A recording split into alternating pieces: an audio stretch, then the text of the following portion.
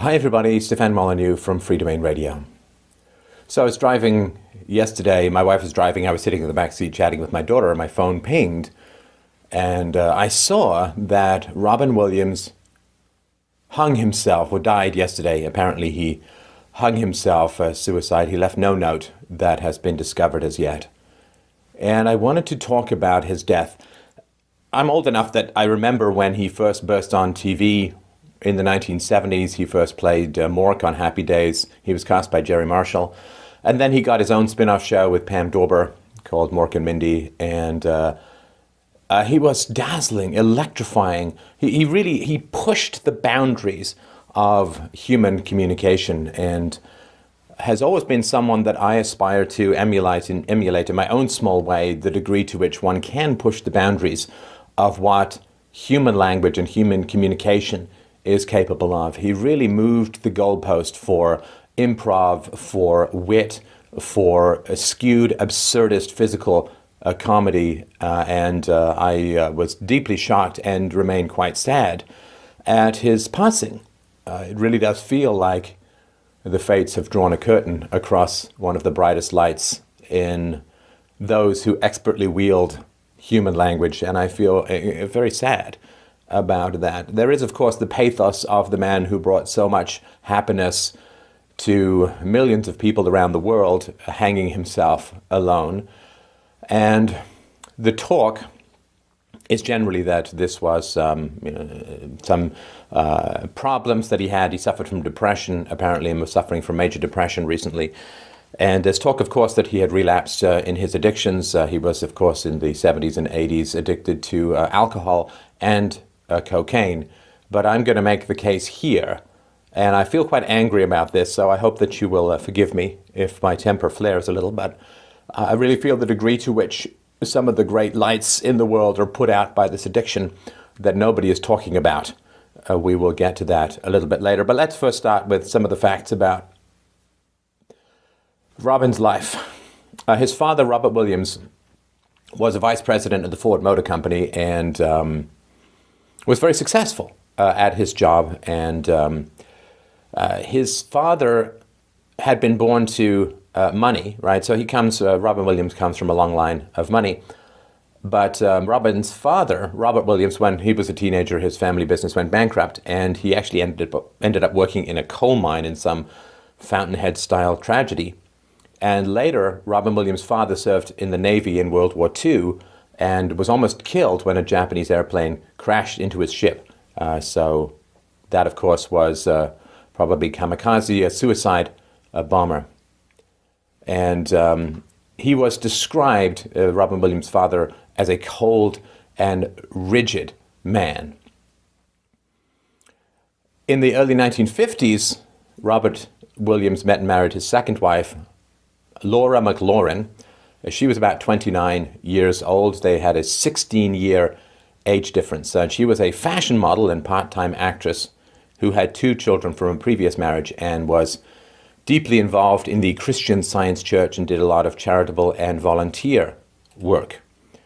So we have, and we'll see this mirrored in Robin Williams' own life, we have this pattern of a successful man attracting what can only charitably be described as gold diggers in many ways. So younger and prettier and available and so on. It's because he was an older man, Robin Williams' father, who married a young Southern beauty. And if you've read your Tennessee Williams, you know that marrying a young Southern beauty, or any age Southern beauty, can be a tad challenging. So Robin Williams' father was very successful at Ford. He was 46 years old when Robin was born in 1951. And if you've spent any time in business, you know that, of course, to become successful, you have to travel, you have to move a lot. So his father was on the road a great deal, and his mother was deeply involved in society functions, and as well, she continued to do occasional work as a model. So when Robin Williams was very young, he was very lonely in the giant mansion that he grew up in. And so to compensate for this loneliness, he developed his imagination. People who have the ability to go in and out of characters and so on often experience a lot of loneliness as a child because they create conversations in their head, they create characters in their head, A man who is starving will dream of food, and a boy dying of loneliness will dream of friends.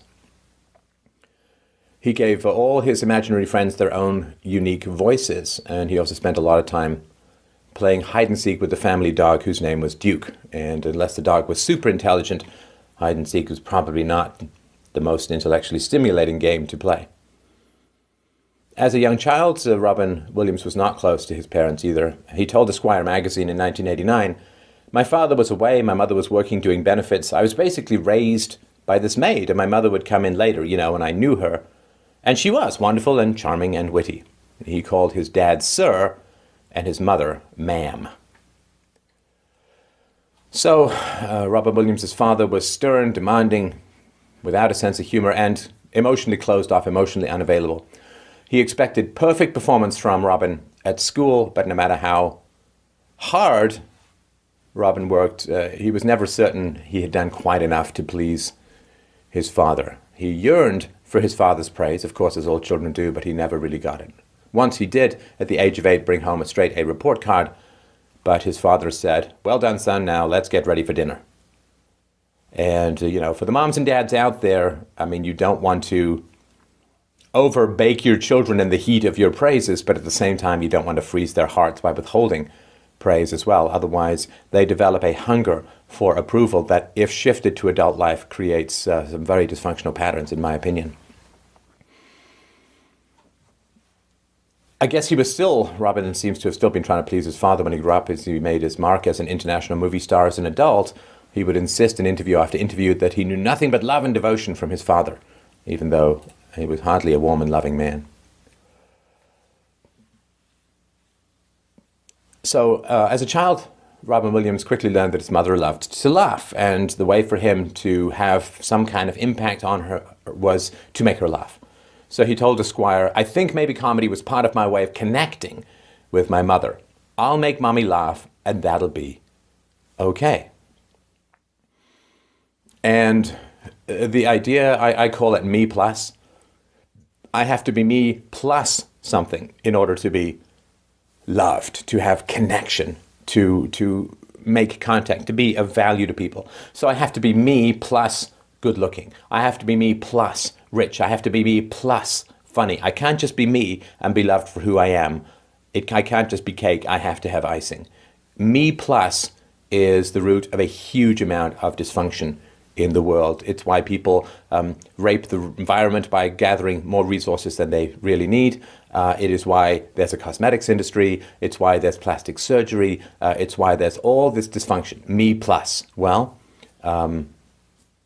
avoiding me plus or dealing with the agony of me plus is essential to actually get a connection. Because me plus is always me plus a show. Me plus a show of money, of beauty, of sex appeal, of comedy, of you name it. So me plus, and I think that the me plus ends up in a significant me minus later on in life. So he studied, of course, he played games of make-believe, and he also watched television, of course, that came into American homes in the 50s. Now, as we mentioned, Robin did have two half-brothers, Todd and Lauren, but they were both much older than he was. He told Playboy in 1982, "There were no other kids in the neighborhood. There was nobody around to play with. My half-brothers, Todd and Lauren, were a lot older than I, and I didn't see them until I was about 10. Todd always extorted all my money. He'd come into my room and say he needed some beer money, and I'd say, 'Oh gosh, yes, take it all.' My mother would get furious because Todd would get into my piggy bank and walk out with $40 worth of pennies." I mean, this tells you something about the character of his mother, that she raised these selfish, bullying, preying upon little kids, stealing their money children. And this exploitation and having his money stolen from him, which is the addiction that I will talk about in a few minutes, was a constant theme of Robin's life, and I would argue was what killed him. Now, as we mentioned, his father was a successful executive, so he needed to move a lot. By his own estimate, by Robin's estimate, he attended 6 schools in just one 8-year period. So he's always the new kid in class, and he was also bullied constantly. When asked by Ladies' Home Journal in 1997 what the hardest part of his life was, Robin Williams said, "I was small and overweight, and slow and pasty white. I remember in 6th grade being called leprechaun and dwarf. I would go home crying."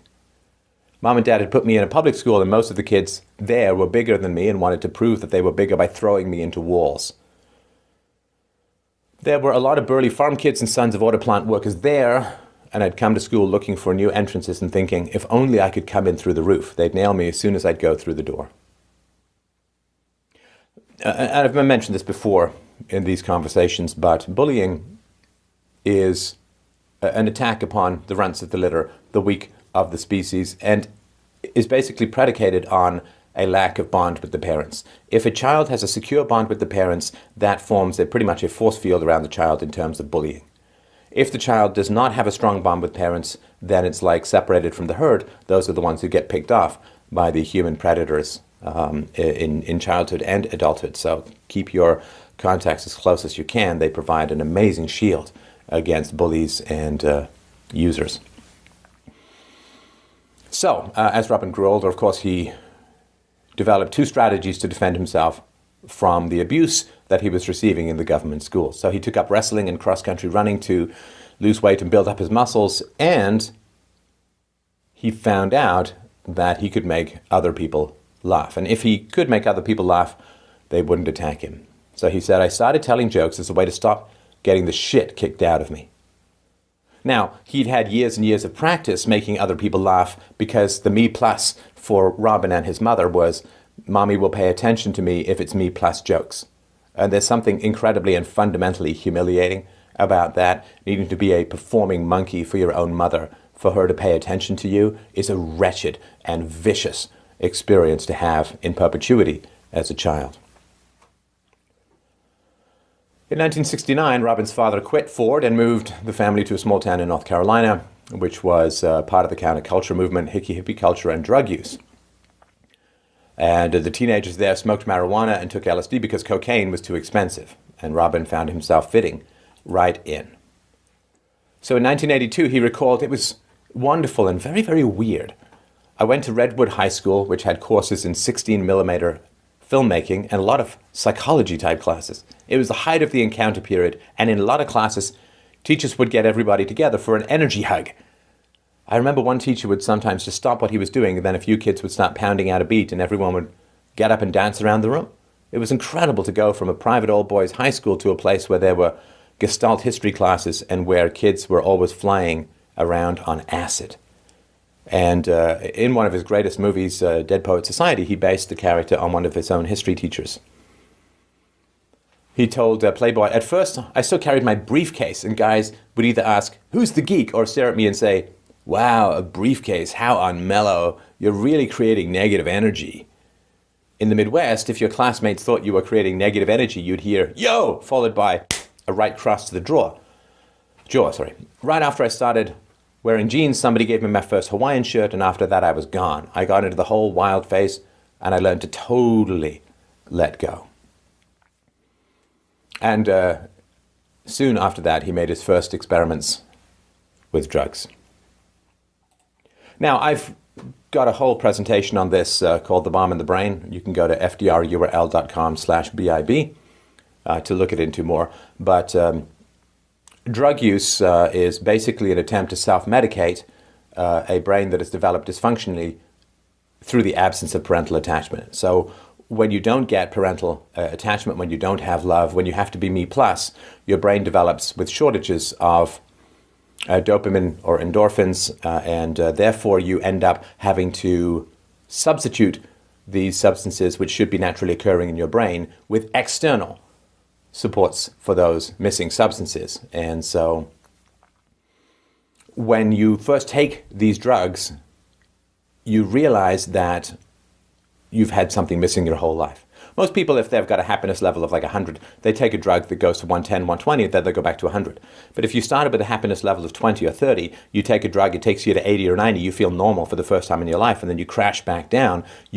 That's where the addiction comes from. This is why some people can take the drugs and just whatever, and then some people, it completes them. They realize what it means to not be in pain, and this is where the addiction comes from. And there are ways of dealing with it, of course, without drugs. But he was not exposed to that information as far as I've been able to find out. So Robin expected to become a diplomat, so he moved to Claremont Men's College near LA after high school. But he got involved in those dirty hippie theater people. Oh, yes, that was my experience too. And he realized that on the stage he could really make people laugh. This was the trigger event because it was so easy for me. It was instantaneous. He told Reader's Digest in '88, I kind of exploded, right? So he's been trained to make his mother laugh.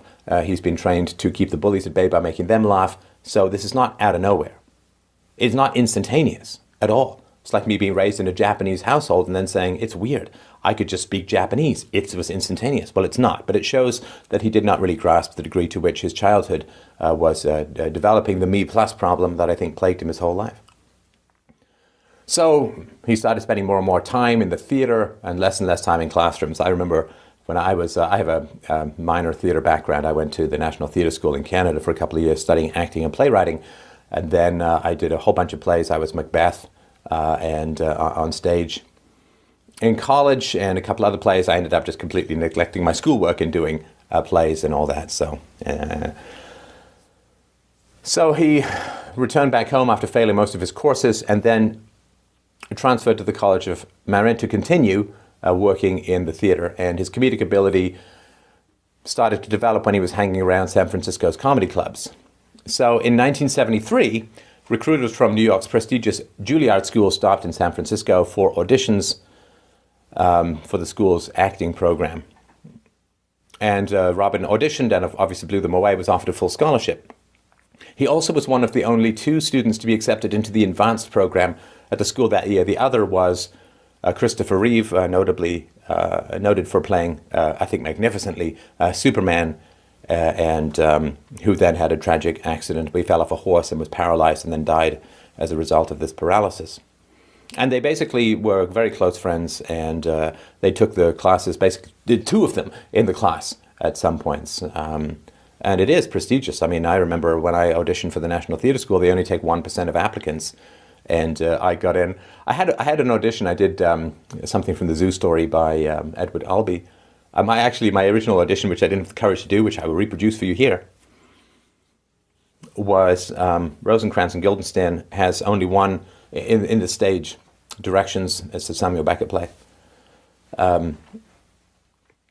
There's a tree which has a leaf in the first act and no leaf in the second act, and I was allowed a 3-minute adapted audition. I was going to stand there for a minute and a half like this, and then do this. But I thought that might be a bit obscure for them, so I've decided not to do it, but lo, these many years later, I have reproduced it for you here. That's some gripping stuff. So after he graduated, he was on the short-lived Richard Pryor show on NBC, and then, as I mentioned, he was cast as the alien Mork in Happy Days, and then from 78 to 82, it was a spin-off show. And in the late 70s and throughout the 80s, he began doing stand-up comedy, 3 HBO comedy specials, and in June 4th, 78, he married his first wife, Valerie Velarde. And during this period, he was addicted to cocaine. He was among one of the last people to see John Belushi before John Belushi died of a drug overdose, March 5th, 1982. And it was that tragedy that, I guess, woke him up, was the wake-up call for Robin Williams, and he quit cold turkey.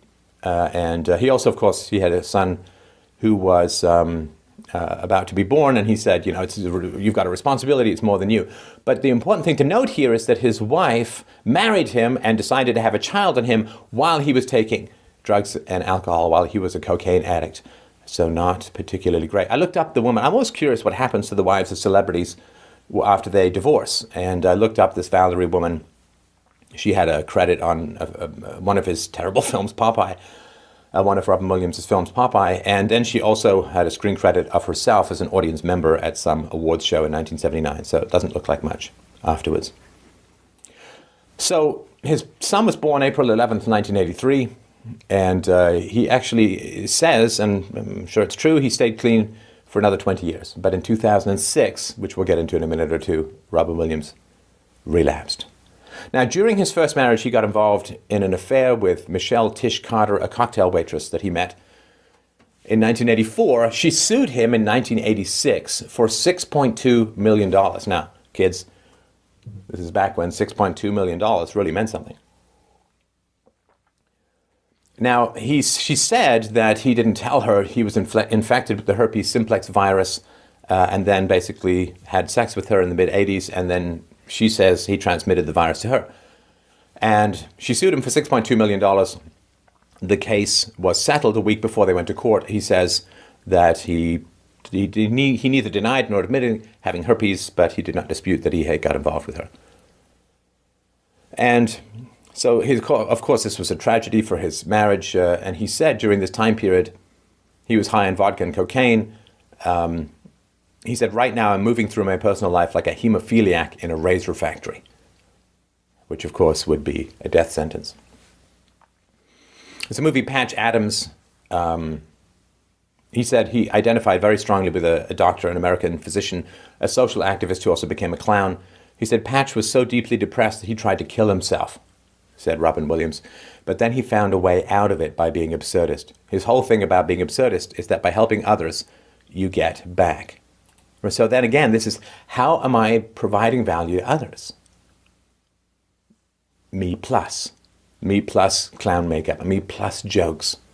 And this is a very, very important thing to avoid. There is no external solution to the problem of insecurity. It must be tackled within.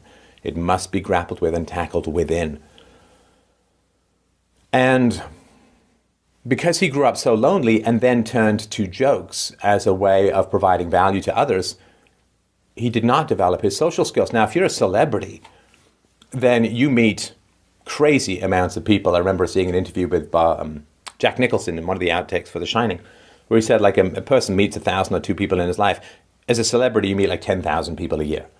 And so if you don't have social skills as a celebrity, it's really anxiety-provoking being in crowds of other people. Again, I'm not exactly a celebrity, but when I go to conferences, there's lots of people there who want to meet me, who want to chat with me, which I really enjoy. But if I had social anxiety or anxiety around that, it would be pretty horrendous to do it.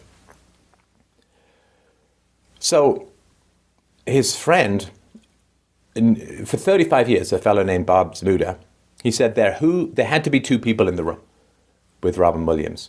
Then you were an audience, and then he came alive. He goes on to say that one-on-one, Williams had no social skills. He couldn't handle it. I knew this man for 35 years, and yet it was like I was in an elevator with a stranger. And so he comes to life with an audience. Now, if you deprive someone like that of an audience, then the underlying depression, the underlying emptiness, the underlying anger is going to erupt. Again, sort of my amateur psychologizing, so don't take it very seriously. It's just sort of what I think. What Ayn Rand used to call a social metaphysician, someone who tragically defines his life by the value that other people see in him, the me plus. Now, we'll get into sort of what may have precipitated this in a moment, but his last show was cancelled, and he was basically left with no one to entertain. So April 30th, 1989, Robin Williams marries Marcia Garces, his son's nanny, who was 7 months pregnant with his child. So he was raised by a maid and married his son's nanny. Is that a coincidence? Probably not. It's the Schwarzenegger thing, right? If you're a maid or a nanny in a rich man's house, you seduce him, you get pregnant, and you're set for life. And also, you can sort of see there's a pattern that Robin Williams just dates people who are around. This probably has to do with his social anxiety. So he dates women he meets at nightclubs. He dates women he meets in comedy clubs. He dates the woman who's in his house. Just people who are around. This is not very discriminating or discerning placing of the penis. So they had 2 children, and they were together for a long time. But during this time, and for most of his career, Williams was a complete workaholic. He said, in 1 2-year period, I made 8 movies. At one point, the joke was that there's a movie out without you in it. You have this idea that you'd better keep working, otherwise people will forget. Right? And so the audience remains his mother. My mother will not pay attention to me if I'm not entertaining her. The audience will forget me if I'm not entertaining the audience. Now, what's so bad if the audience forgets you? You still exist, you still have your friends, your close relationships, your loves, your hobbies, your thoughts, your emotions. Well, if you don't have those things because you're other focused, because you have to be me plus, and because your identity and existence and value is predicated upon pleasing others, well, when those others go away, your identity, that false self, goes away as well. 2003, he described the beginning of his alcohol relapse after 20 years. He said, one day I walked into a store and saw a little bottle of Jack Daniels. And then that voice, I call it the lower power, goes, "Hey, just a taste, just one," he says candidly. I drank it, and there was that brief moment of, oh, I'm okay. But it escalated so quickly. He was in Alaska, I think. He says, I was in a small town where it's not the edge of the world, but you can see it from there. And then I thought, drinking. I just thought, hey, maybe drinking will help, because I felt alone and afraid. It was that thing of working so much and going, fuck, maybe that will help. And it was the worst thing in the world.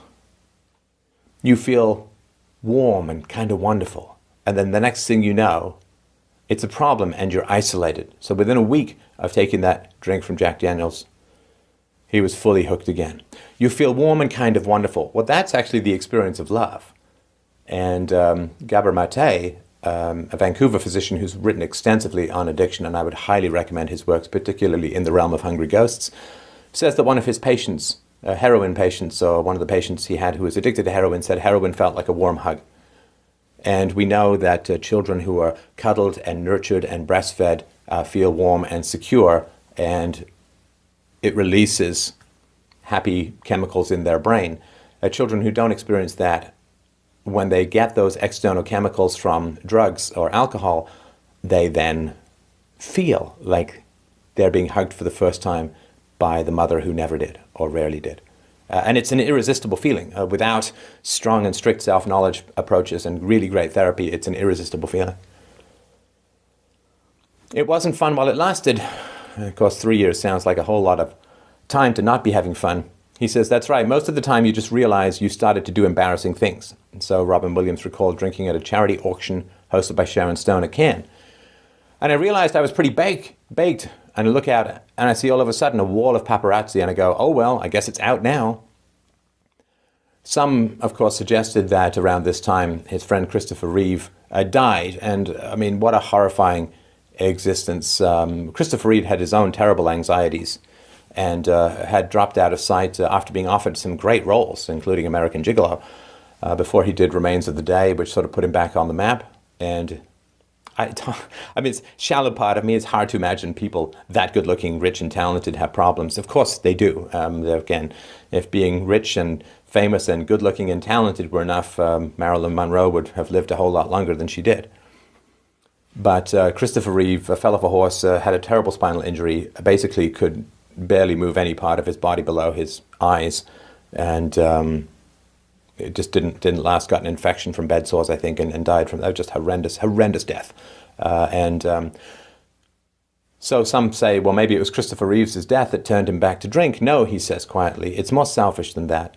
It's just literally being afraid. And you think, oh, this will ease the fear, and it doesn't.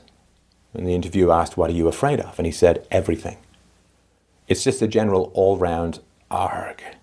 It's fearfulness and anxiety.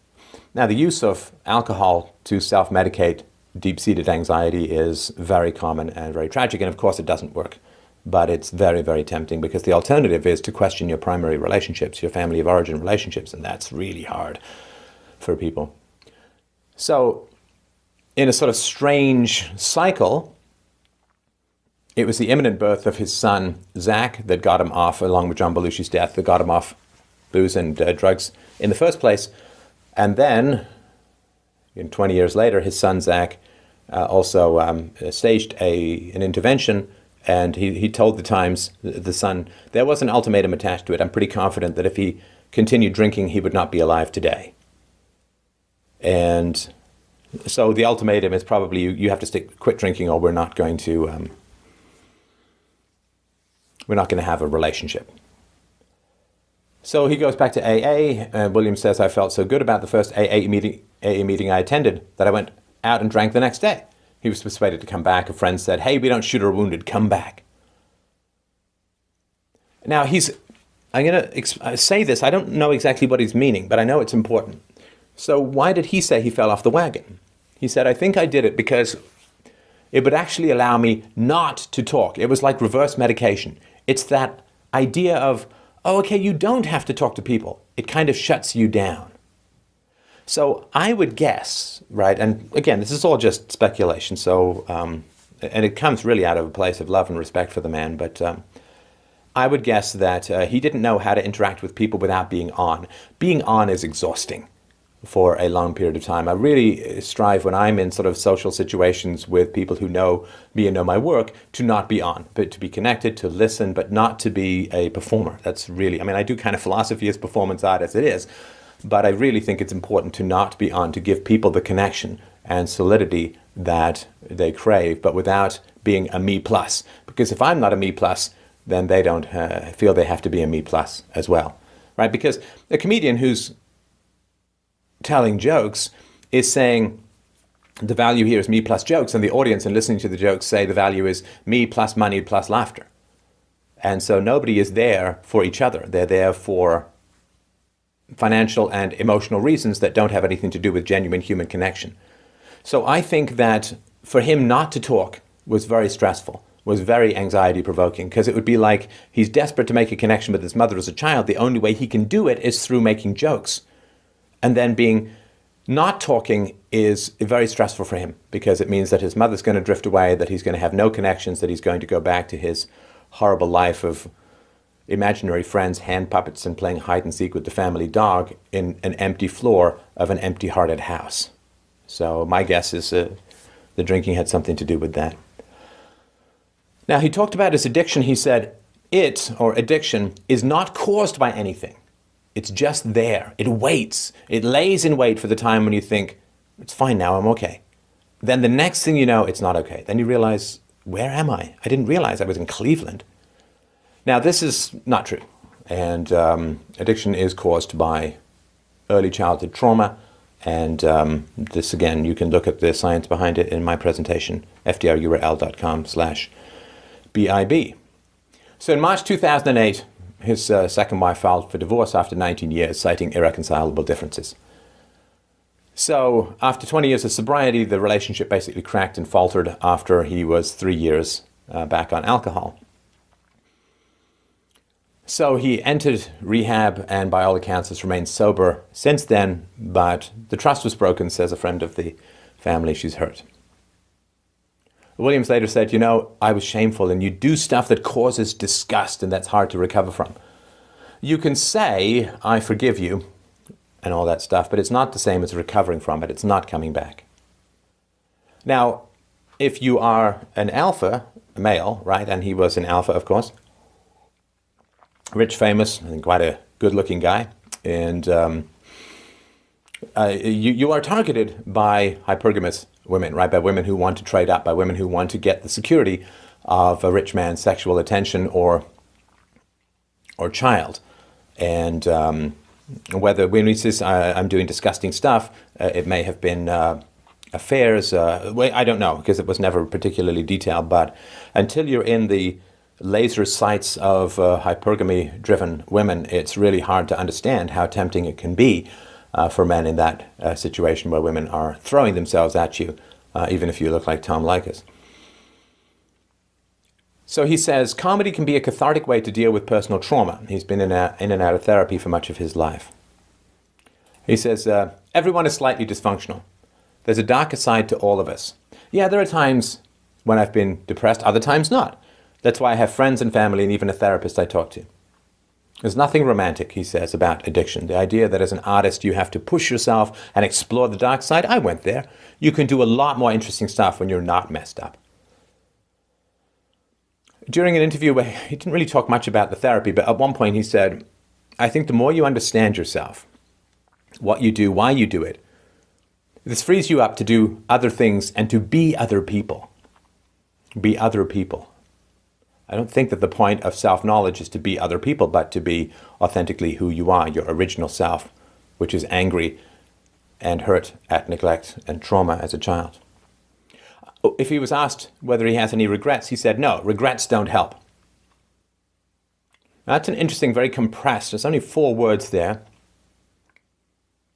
but it's very interesting. So he says, no, I don't have any regrets. And then he says, regrets don't help. So what that means is he has regrets, but he's repressing them as being unhelpful. Well, I think it's important to have regrets, because to not have regrets is to not have empathy. We've all made mistakes and have hurt other people, which we regret. I regret. And to have regrets is important. Now, let's get to the real addiction that I'll argue caused the end of this tragically gifted man. So his 2 divorces and the herpes settlement cost Robin Williams an estimated $35 million. His 2 divorces and the herpes settlement cost Williams an estimated $35 million. Let's just reduce this to base penis and pussy. If he had decided to pay a prostitute $1,000 every night, he could have had daily sex for about 96 years.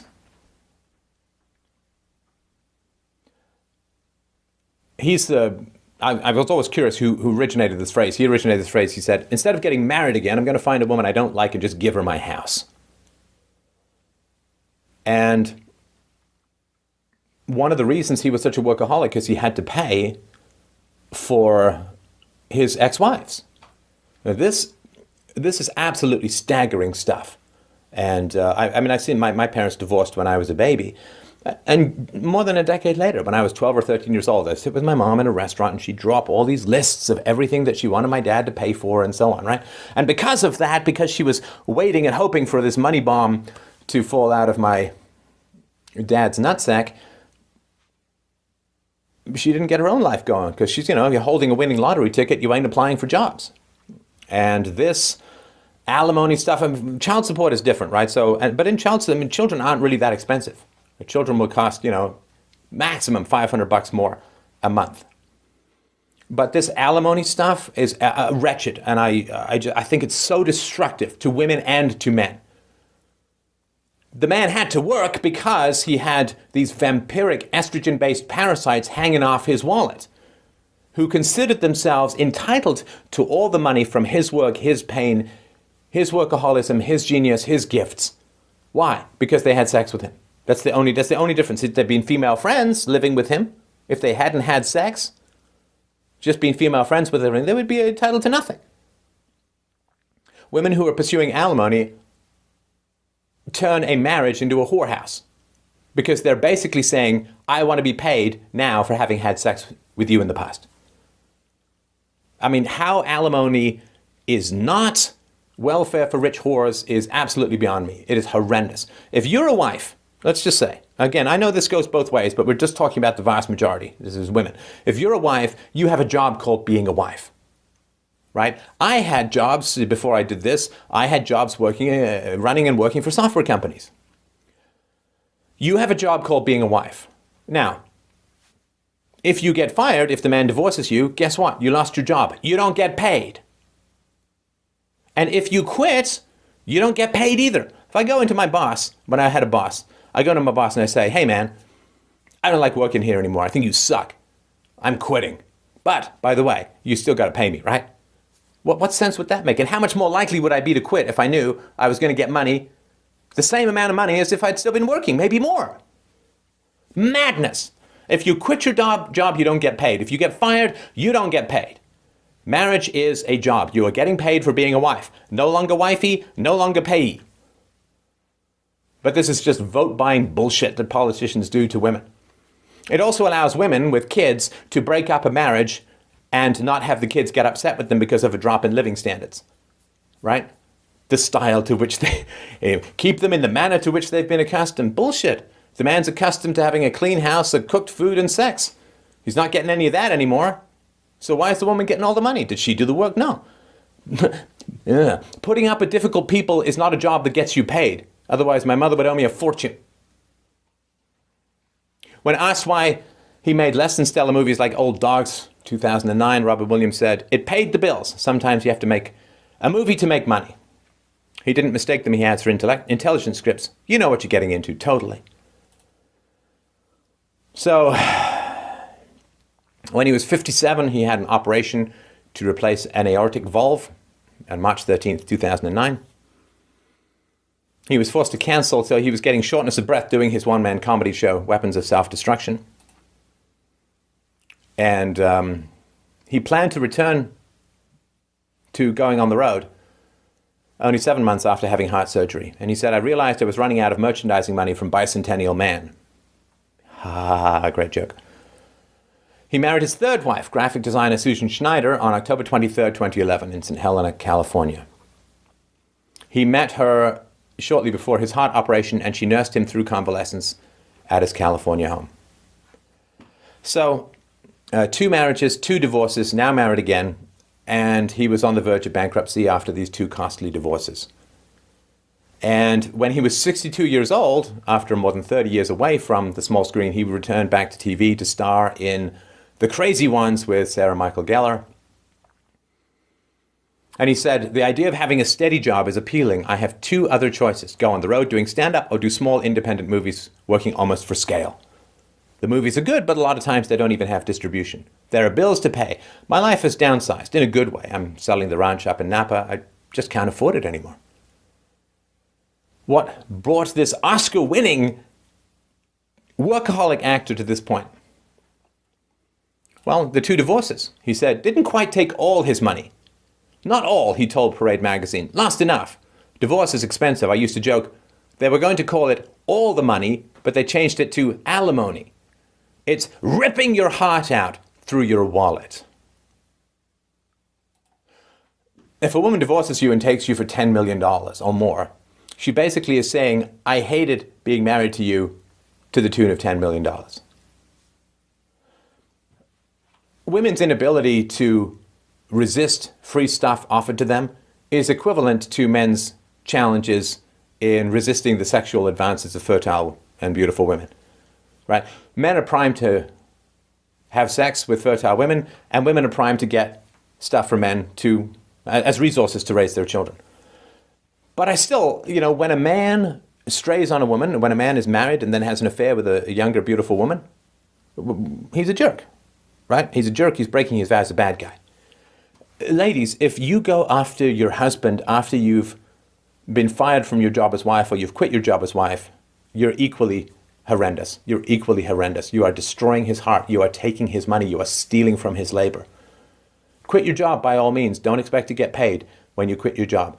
Get fired from your job if you're doing a bad job by all means, but don't expect to get paid if you get fired from your job of being a wife. Stop taking free shit. It's destroying marriage, and anybody who does this is a gold digger for money and a grave digger of her husband's heart.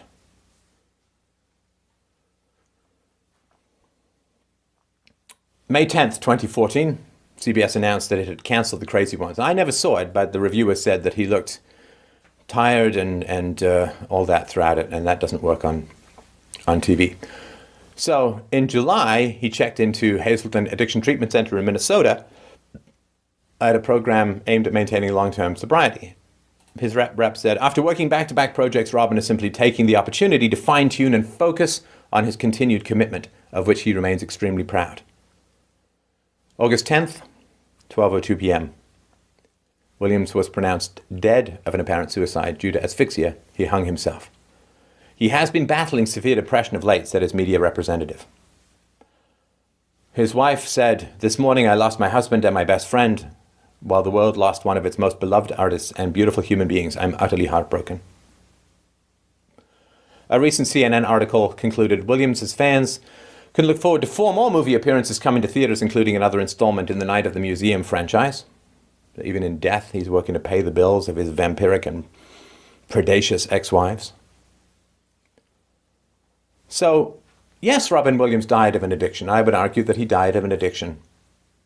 Women's addiction to free stuff. Single moms is basically the foundation of the welfare state. Free stuff.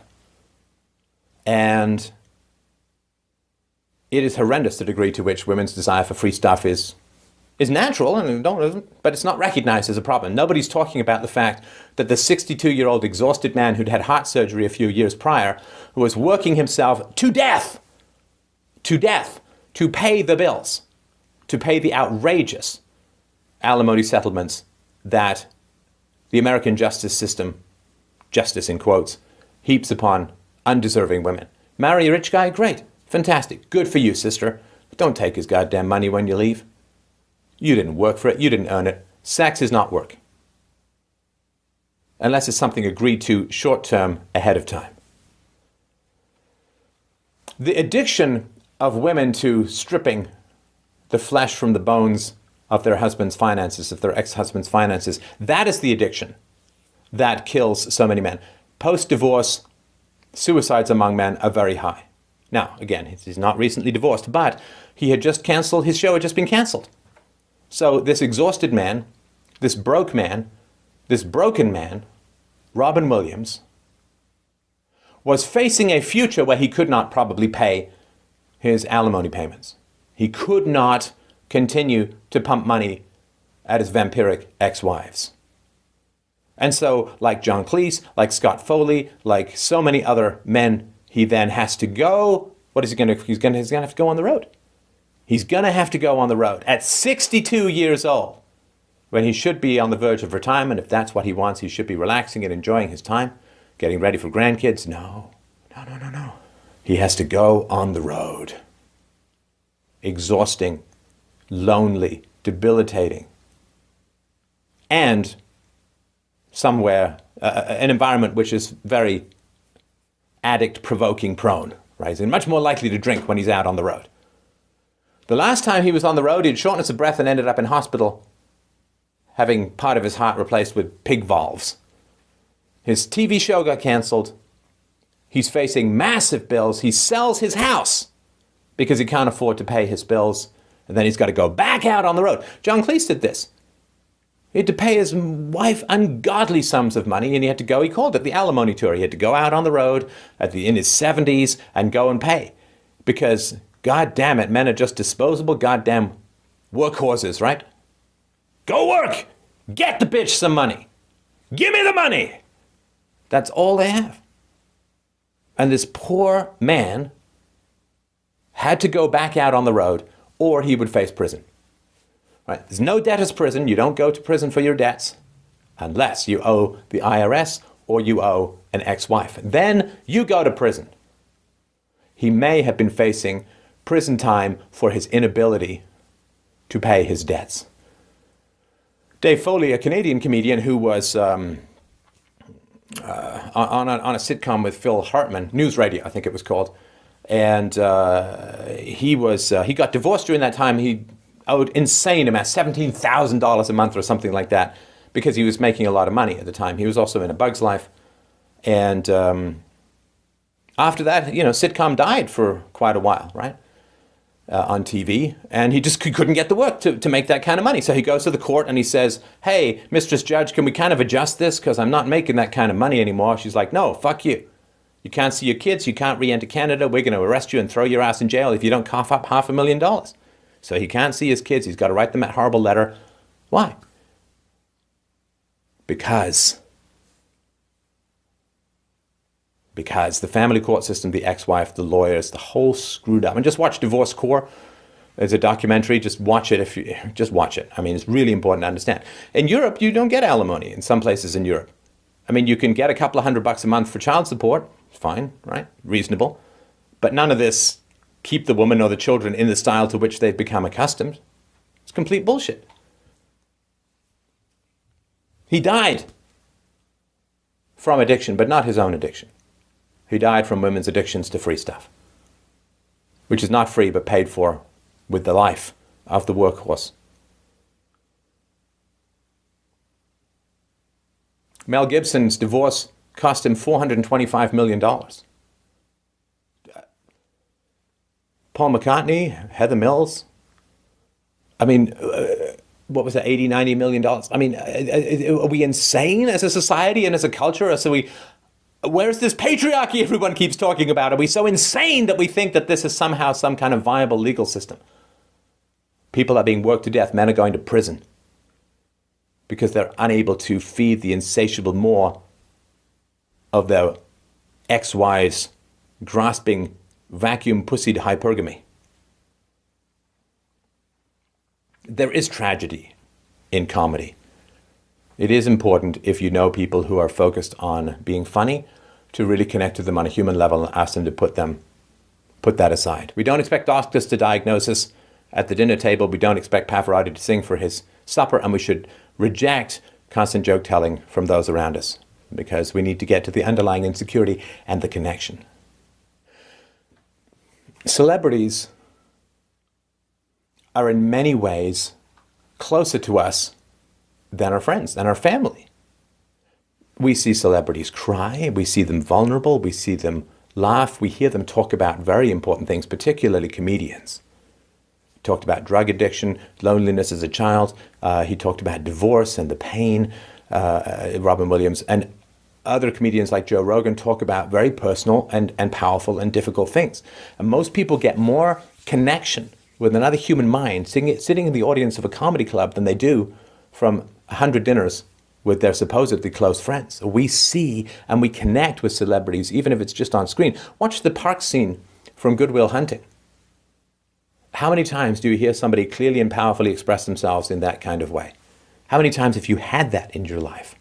So we do have an emotional attachment to celebrities. They show us an intimacy and a connection that so often we don't get from our personal lives, which is why when they die, it's so painful for us because it awakens for us the lack of connection that we've had so often in our lives.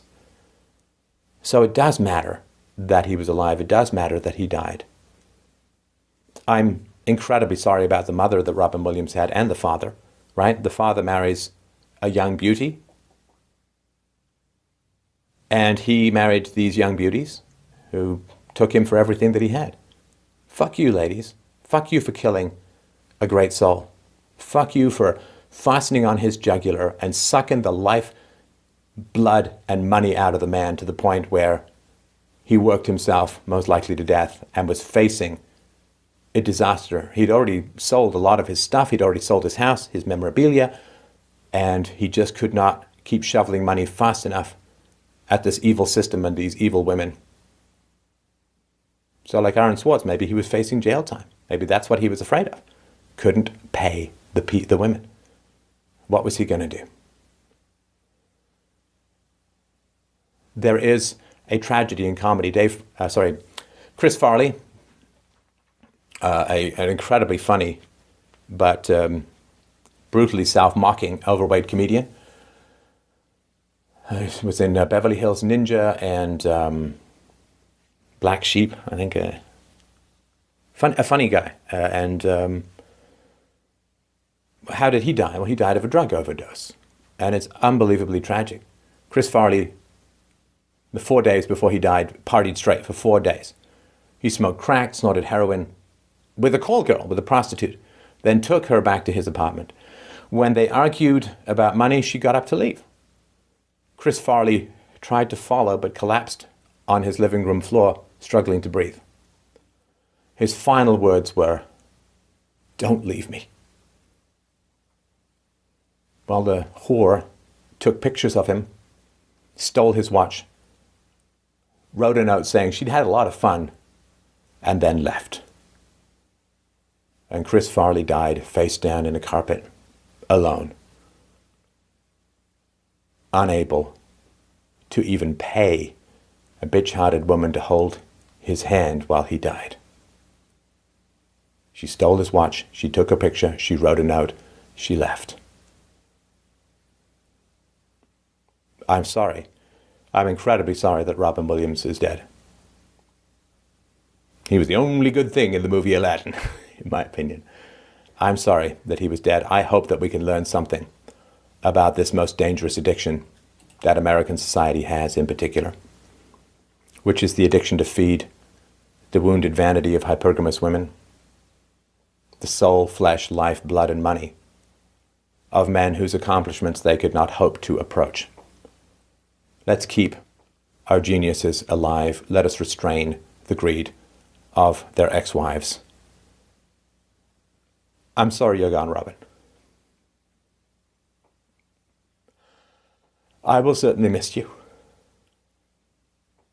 And I hope that I can take some small amount of inspiration from your verbal certainty and verbal courage and stretching the boundaries of human communication. You had a very big impact on my life. I wish I could promise you a better place to land, but the only thing that I can promise you is that you were loved in a way. I saw your junk and ass in The Fisher King. I've really not seen any of my other friends' junk and ass at all. And I will really miss that openness. I will really miss that courage. And I will really miss the beauty of the honesty that you brought in your comedy to allow people to approach truths that are hard to stomach without laughter. And I really hope that you had enough joy in your life, knowing how much joy you brought to others, to make up for how it ended, which is a shitty way. A shitty way for anyone to go. I wish this woman who says that you were her best friend had known enough about you to help avert this. I wish a therapist had told you to get angry at your mother and your father, because striving to please them by creating an audience in their image did not work. And I'm incredibly sorry that you were preyed upon by this god-awful, sick and sadistic Stalin-esque family court system in the United States, which outlaws prostitution among voluntary parties and legalizes and enforces it among ex-marital partners. The state takes another life. This one's more visible, but it's fundamentally no different. Thank you for watching.